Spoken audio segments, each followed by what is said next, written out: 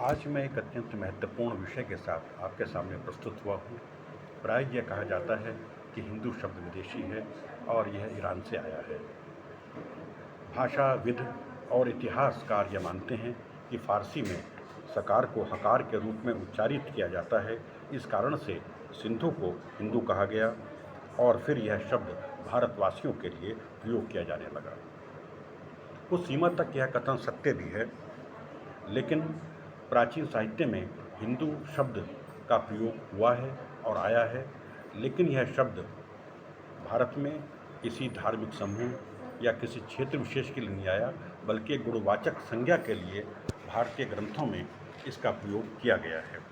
जैसे कि कालिका पुराण, कवि कोश, रामकोश, अद्भुत कोश, मैदिनी कोश, मेरुतंत्र, पारिजात हरण नाटक, भविष्य पुराण, अग्नि पुराण तथा वायु पुराण आदि ग्रंथों में हिंदू शब्द का प्रयोग केवल गुणवाचक संज्ञा के रूप में प्रयोग किया गया है। जैसे कि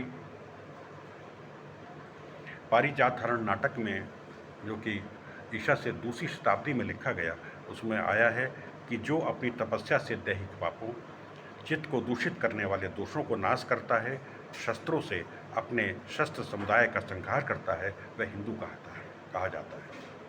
हिंदू शब्द एक पवित्र बोध के लिए आया है, जो कि पवित्रता के साथ जीवन का निर्वाह कर सकता हो। इसी प्रकार से शब्द का द्रुम में भी हिंदू शब्द का प्रयोग हुआ है।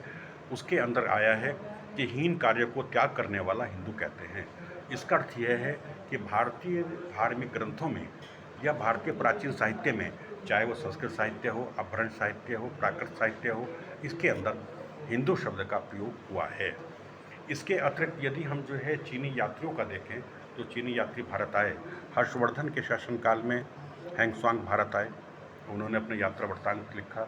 उन्होंने यात्रा वृत्तांत में भारतीयों के लिए लिखा एक शब्द का प्रयोग किया, मतलब हंतु और या यंतु। यंतु चीनी भाषा में चंद्रमा को कहा जाता है, संस्कृत में इंदु कहा जाता है। उन्होंने ये कहा कि भारत के रहने वाले चंद्रमा के समान हैं, वो भी गुणवाचक संज्ञा है। हो सकता है कि हिंदू शब्द का प्रचलन जो हुआ हो, ये चीनी भाषा से भी आया हो, क्षेत्रवासियों के लिए, देशवासियों के लिए। लेकिन भारतीय जो साहित्य है, जो प्राचीन साहित्य है, उसके अंदर हिंदू शब्द का प्रयोग केवल एक गुणवाचक संज्ञा के लिए हुआ है। यह कह देना गलत है कि यह शब्द मूलतः केवल फारस से भारत आया है। यह भारत में प्रचलित होता था प्राचीन काल में, लेकिन केवल एक पवित्र व्यक्ति के लिए, जिसका जीवन बहुत उदार हो, सात्विक जीवन जीता हो, उसके लिए ये आया है। और एक जगह ये भी आया है कि जो शत्रुओं को हंता हो, उसे हम हिंदू कहते हैं। ये धारणा ये पश्चिमी इतिहासकारों ने विकसित की।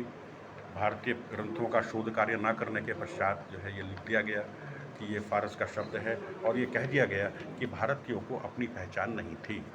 प्रत्येक भारतीय को, जो कि पवित्र कार्य करता था, जिसका जीवन पवित्र था, हमारे ग्रंथों में उसको हिंदू ही कहा गया है। अब जहाँ तक सकार के हकार होने का प्रश्न है, सै शब्द का उच्चारण है में होने का प्रश्न है, यह तो भारतीय जो लोक भाषाएं हैं उनमें अनेक स्थानों पर मिलता है। राजस्थान के अंदर आप देखिए, राजस्थान के मेवाड़ क्षेत्र में जो समीपवर्ती इलाके हैं मेवाड़ के, उसके अंदर सकार को हकार के रूप में उच्चारित करते हैं। जैसे सांप शब्द है, सांप को हाप कहेंगे। इसी प्रकार से आपकी जो अवधी क्या नाम असमी भाषा है, असमी भाषा में भी सकार को हकार के रूप में उच्चारित करने की परंपरा है। स्वागत को हुआगत कहते हैं, संदेश को हंदेश कहते हैं। तो इसका मतलब ये नहीं है केवल फारसी में ही है, फारसी के कारण ऐसा हुआ होगा, बल्कि भारतीय भाषाओं में भी सकार को हकार कहने की परंपरा है और अनेक उसमें है। आप भ्रंश साहित्य देखिए, आपका प्राकृत में देखिए, उसके अंदर भी पाली देखिए, उसके अंदर भी अनेक शब्द ऐसे मिलेंगे जो कि सकार से हकार में उच्चारित किए गए हैं या लिखे जाते हैं। भाव मेरा यही है कि ये धारणा निर्मूल है कि हिंदू शब्द ये केवल फारस से आया, भारत में प्रचलित नहीं था। भारत में था, अनेक ग्रंथों में हिंदू शब्द है, लेकिन ये गुणवाचक है।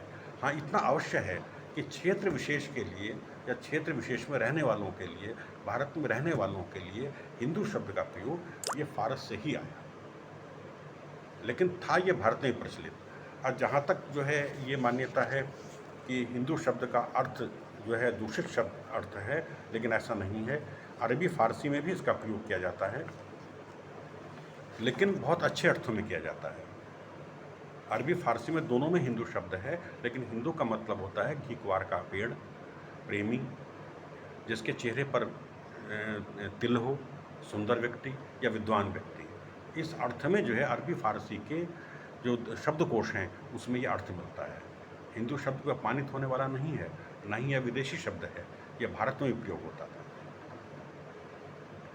जहाँ तक हम प्राचीन ग्रंथों की बात करते हैं, बहुत प्राचीन ग्रंथों की, उसके अंदर आवेस्ता जो है पारसियों का एक बहुत प्राचीन ग्रंथ है, उसके अंदर कहीं भी हिंदू शब्द का प्रयोग नहीं हुआ। उसमें भारत के रहने वालों को आर्यन कहा गया है। 30वीं शताब्दी के बाद, ईसा से 30वीं शताब्दी पूर्व यह शब्द जो है आया है भारतीयों के रहने के लिए, लेकिन भारत में पहले से ही प्रचलित था शब्द। भारत के रहने वालों के लिए विशेष तौर पर यह शब्द, इस शब्द का प्रयोग हुआ बौद्धों के लिए, न कि सनातनी समाज के लिए। फारसी में कहा गया कि बुद्ध प्रस्थ हिंदू, यानी कि वह भारतीय जो कि भगवान बुद्ध को पूजते हों। फारसी में बुद्ध को जो है बुद्ध उच्चारित किया जाता है। ये जो भी प्रयोग हुआ शब्द हिंदू, ये वास्तव में सनातनियों के लिए नहीं हुआ था पहले प्रारंभिक काल में, क्योंकि उस समय भारत के अंदर जो है बौद्ध धर्म का प्रचलन था, सभी लोग बौद्ध थे, तो उनको जो है भारतीयों को कहा गया बुद्ध प्रस्थ हिंदू, यानी कि भगवान को, बुद्ध को पूजने वाले हिंदू, ये शब्द आया। इसलिए ये धारणा निर्मूल है कि हिंदू शब्द भारत में नहीं था, लेकिन ये गुणवाचक संज्ञा थी। सात्विक जीवन जीने वालों को, जो पापी शक्तियां हैं उनको नष्ट करने वालों को हिंदू कहा जाता था। ये अनेक ग्रंथों में, भारतीय ग्रंथों में ये मिलता है। इसलिए इस धारणा को हमें स्वीकार नहीं करना चाहिए कि यह शब्द केवल फारसी से आया। फारसी से जो आया है वो केवल क्षेत्र विशेष के निवासियों के लिए आया है, वो राष्ट्रीयता के लिए आया है।